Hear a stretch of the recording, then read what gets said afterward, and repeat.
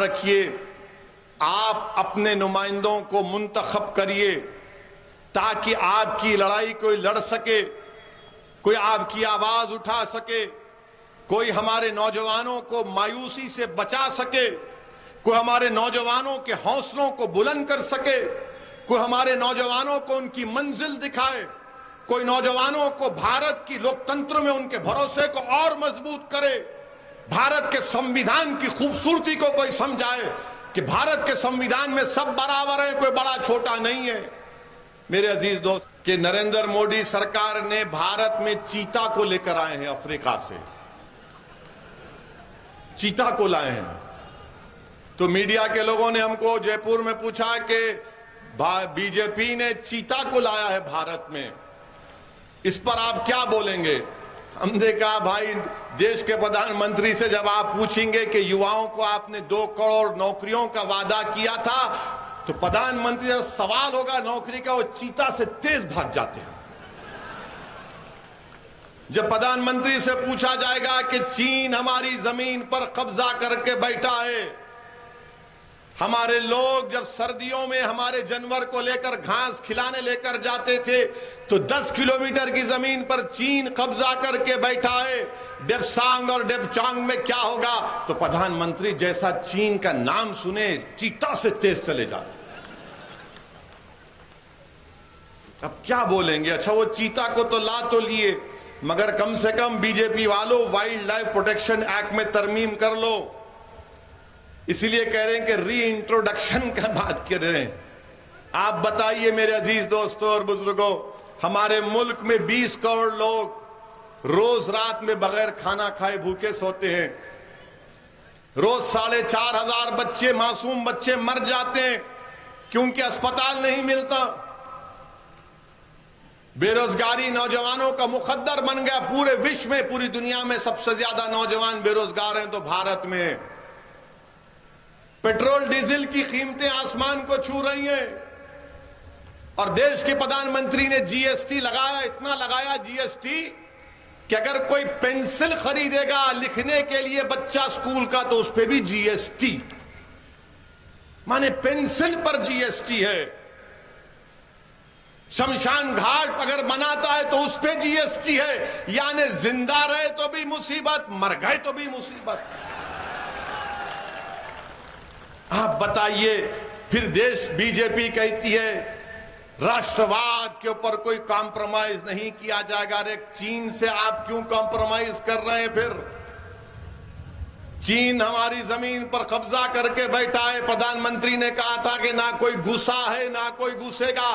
तो 16 राउंड की बातचीत, क्या बातचीत थी? वलीमा हो रहा था चीन से बात करते हुए।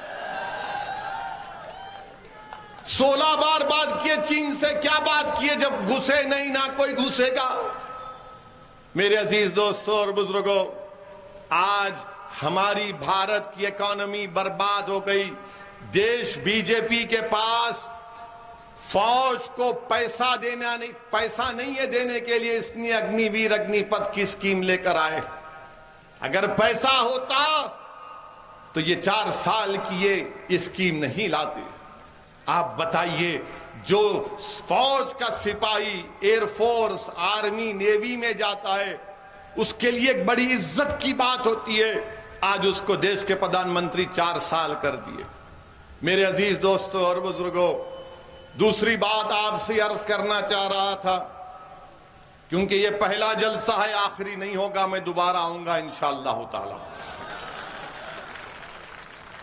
क्योंकि जब पहला जलसा है तो हमारे एक बहुत बड़े बुजुर्ग हैं जिसको हम अपना शेख मानते, उन्होंने मुझसे कहा, मैंने उनसे पूछा था कि तकरीर कैसी करनी चाहिए, तो उन्होंने कहा कि कुरान शरीफ का पहला सूरा सूरह फातिहा और आखिरी सूरा कुल औज़ु बिरब्बिन नास।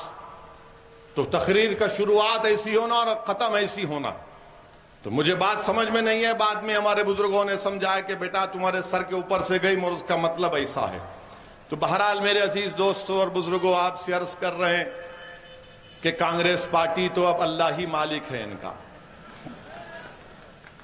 मुख्यमंत्री के ताल्लुक से उनका कोई मंत्री है जिसने कहा कि राजस्थान में सिर्फ 2 नारे लगेंगे, एक राजीव गांधी अमर है, दूसरा अशोक गहलोत फुला फुला फुला। ये क्या बात है भाई? अशोक गहलोत मुख्यमंत्री हैं, बादशाह सलामत तो नहीं है ना। जब हम नरेंद्र मोदी मुर्दाबाद के नारे लगा सकते हैं तो अशोक गहलोत मुर्दाबाद के भी नारे लगाएंगे।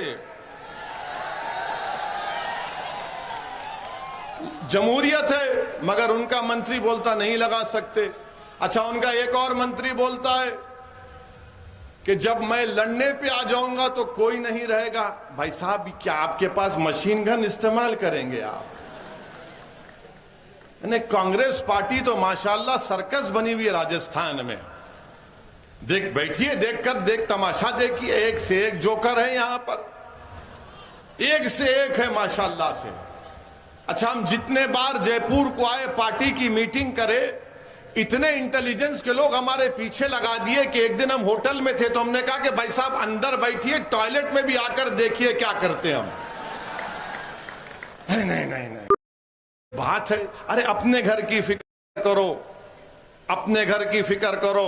और हमारे जाने के बाद कांग्रेस के लोग जरूर बोलेंगे आपको कि ओवैसी आए थे यहां पर, ये वोट काटने के लिए आए हैं। मैं इनसे पूछना चाह रहा हूं कि जब तुमको सत्ता मिली विधानसभा के चुनाव के बाद, जब पार्लियामेंट के चुनाव हुए तो अशोक गहलोत के बेटे को इलेक्शन में क्यों शिकस्त हुई? वो क्यों हार गए?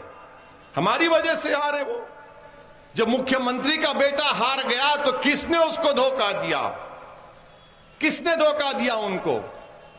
मेरे अजीज दोस्तों और बुजुर्गों, याद रखिए, आप अपने नुमाइंदों को मुंतखब करिए ताकि आपकी लड़ाई कोई लड़ सके, कोई आपकी आवाज उठा सके, कोई हमारे नौजवानों को मायूसी से बचा सके, कोई हमारे नौजवानों के हौसलों को बुलंद कर सके, कोई हमारे नौजवानों को उनकी मंजिल दिखाए, कोई नौजवानों को भारत की लोकतंत्र में उनके भरोसे को और मजबूत करे, भारत के संविधान की खूबसूरती को कोई समझाए कि भारत के संविधान में सब बराबर है, कोई बड़ा छोटा नहीं है। मेरे अजीज दोस्तों और बुजुर्गों, आपके इस यहां पर विधानसभा में वक्फ की जमीन का एक बहुत बड़ा मसला चल रहा है। वक्फ की जमीन पर बहुत से लोग कंट्रोल करते हैं। अगर आप यहां से मजलिस को मजबूत करेंगे तो इंशाअल्लाह ताला वक्फ की जमीन उसके वाकिफ के मंशे के मुताबिक इस्तेमाल की जाएगी। मेरे अजीज दोस्तों और बुजुर्गों, आपसे अपील कर रहा हूं कि यह आपकी पार्टी है, इसको आपको अपनी दुआओं से, अपनी मेहनत से इसको मजबूत करना है। याद रखिए मेरे अजीज दोस्तों और बुजुर्गों, मैं खास कर से हमारे बुजुर्गों से अपील कर रहा हूं, ये जो लड़ाई हम आज लड़ रहे हैं, ये हमारी लड़ाई नहीं है, हमारी जिंदगी हो चुकी है। ये लड़ाई हम उन नौजवान बच्चों की लड़ाई लड़ रहे हैं ताकि वो जब इस दुनिया में आएंगे वो नाइंसाफी का सामना ना करे जो हमने अपनी जवानी में सामना किया था, जो हमने तकालीफ उठाई थी। हमारे बच्चे, आने वाली नस्ल उन तकालीफ को ना उठाए। और उसी वक्त मुमकिन होगा मेरे भाई जब आप अपनी एक सियासी ताकत बनकर उभरेंगे। आपको डरने और घबराने की जरूरत नहीं है। यकीनन बीजेपी के खिलाफ वोट देना है और देते रहेंगे इंशाअल्लाह ताला।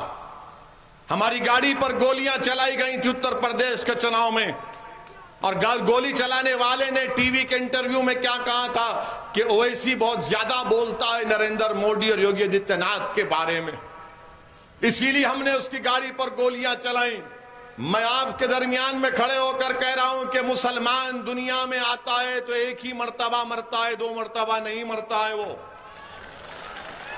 एक ही मर्तबा हम मरते हैं, बार बार नहीं मरेंगे। और उसी वक्त मरेंगे जब अल्लाह उस दिन का वक्त तय कर लेगा। ये हमारा ईमान है, ये हमारा, हम इसको मानते हैं इस बात को। जब अल्लाह तय करेगा तो मौत आएगी, और जब मौत आएगी तो जाना है ना सबको इस दुनिया से, कोई नहीं रहेगा यहां पर।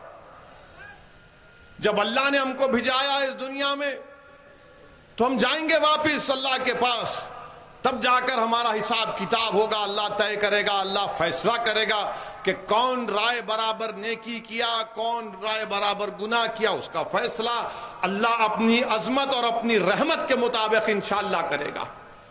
मेरे अजीज दोस्तों और बुजुर्गों, इसीलिए आपसे अपील कर रहे हैं कि मजलिस को मजबूत करिए।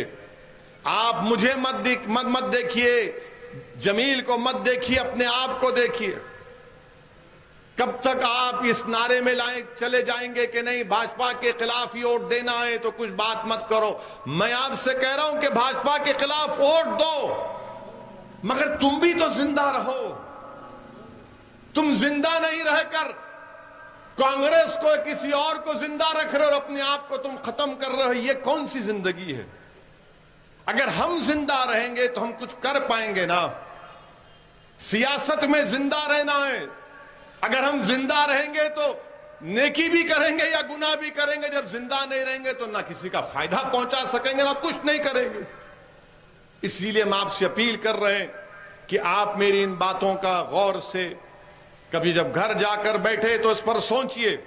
हो सकता है कि लोगों को इतराज हो मेरी तकरीर पर, उनका पूरा हक है, मगर मेरे अजीज दोस्तों और बुजुर्गों, ये वक्त हमसे पुकार पुकार कर कह रहा है कि अगर आप नहीं उठेंगे तो कोई नहीं उठेगा। याद रखो, आज उत्तर प्रदेश में मदरसों को निशाना बनाया जा रहा है सर्वे के नाम पर।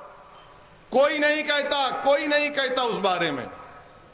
हमको कहना पड़ता है कि मदरसे का सर्वे गलत है।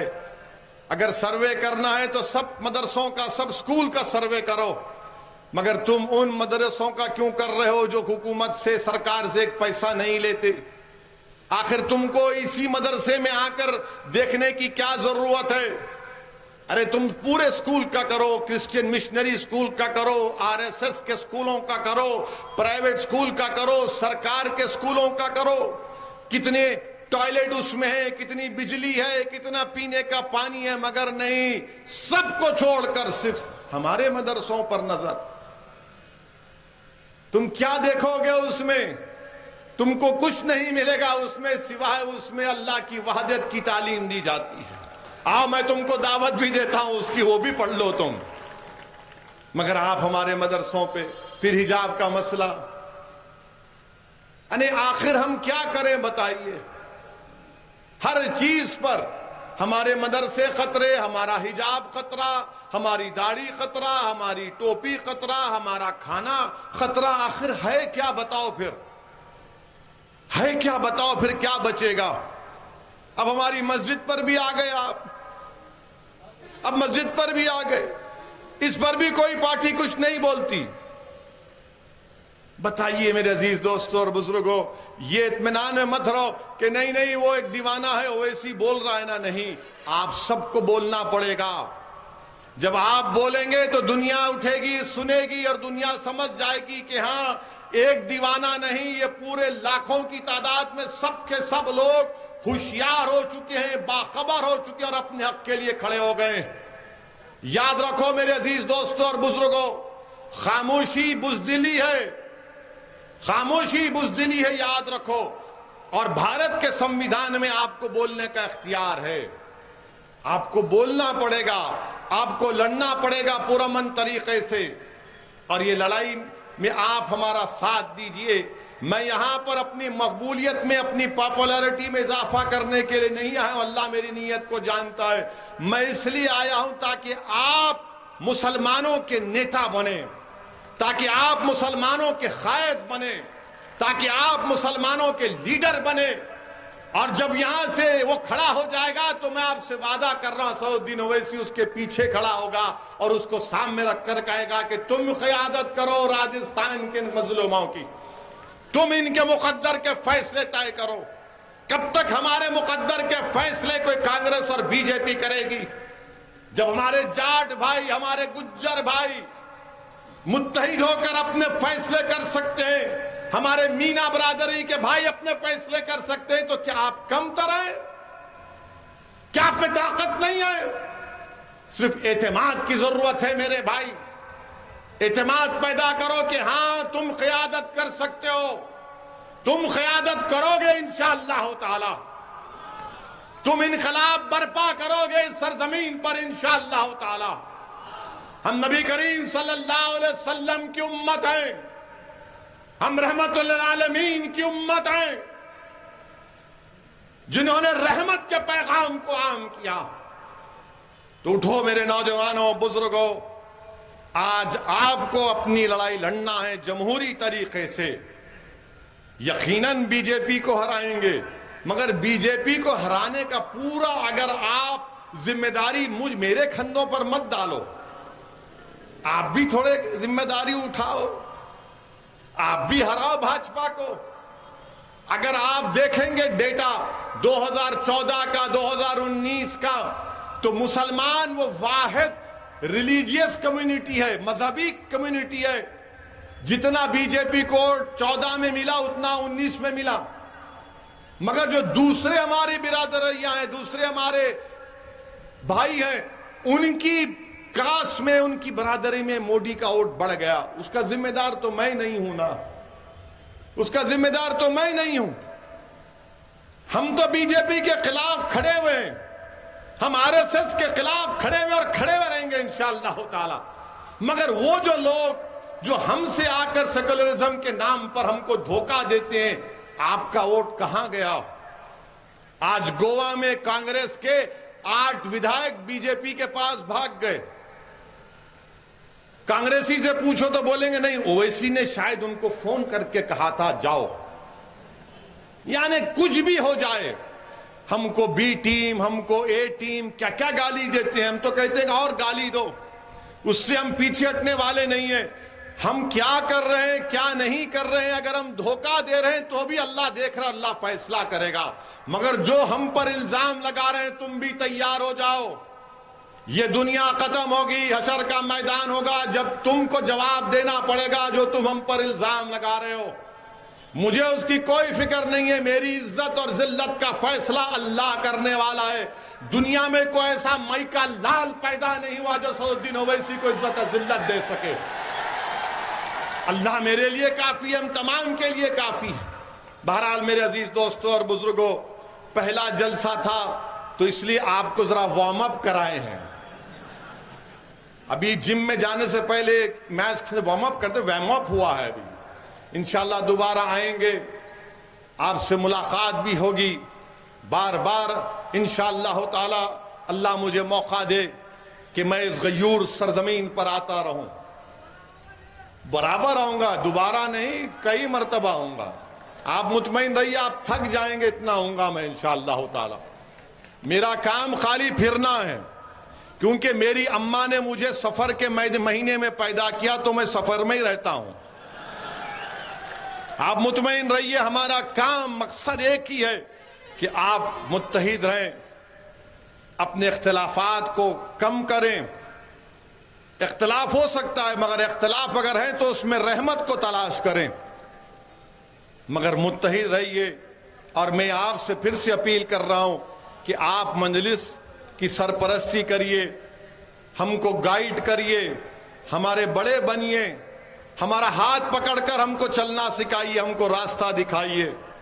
हम अपनी गलतियों को मानने को तैयार हैं, मगर आपके साथ की जरूरत है, बुजुर्गों की सरपरस्ती की जरूरत है, माँ और बहनों की दुआओं की जरूरत है, नौजवानों के जोश और वलवले की जरूरत है। तब जाकर इंशाअल्लाह ताला एक मुस्तहकम आपकी सियासी क़यादत बनेगी। अस्सलाम वालेकुम व रहमतुल्लाह।